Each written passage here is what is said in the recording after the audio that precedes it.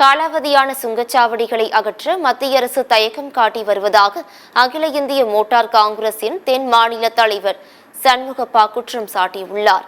சேலம் மாவட்ட லாரி உரிமையாளர்கள் சங்கத்தின் 76வது வருடாந்திர மகாசபை கூட்டம் மற்றும் புதிய நிர்வாகிகள் பதவியேற்பு விழா சேலம் சூரமங்கலம் பகுதியில் உள்ள தனியார் மண்டபத்தில் நடைபெற்றது.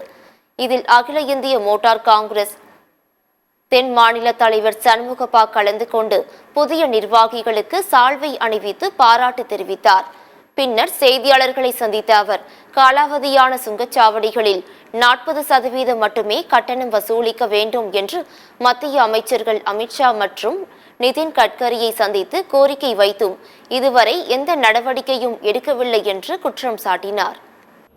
காலாவதியான சுங்கச்சாவடியை உடனடியாக அகற்றுவோம் என்றார். அதற்குண்டான நடவடிக்கை அவர் எடுப்பார் என்று எண்ணுகிறோம். சாலை அமைத்தது நாமக்கல் டு சேலம். சாலை அமைக்க செலவு 540 கோடி, வசூலாயிருப்பது 1453 கோடி. ஆனால் நாமக்கல்லில் அந்த சாலையை உபயோகிப்பவர்கள் 1 பைசா கூட கொடுக்கவில்லை.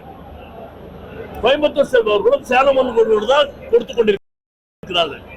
இது மாபெரும் அநீதி. இது பலமுறை சொல்லி ஆகிவிட்டது. நாங்கள் அதையும் உடனடியாக அகற்ற வேண்டும் என்று தமிழ்நாடு தலைவருடன் பேச்சுவார்த்தை நடத்தி ஒரு போராட்டத்தை நடத்துவதற்குண்டான தேதியை அறிவிக்குவோம் என்று சொல்கிறேன்.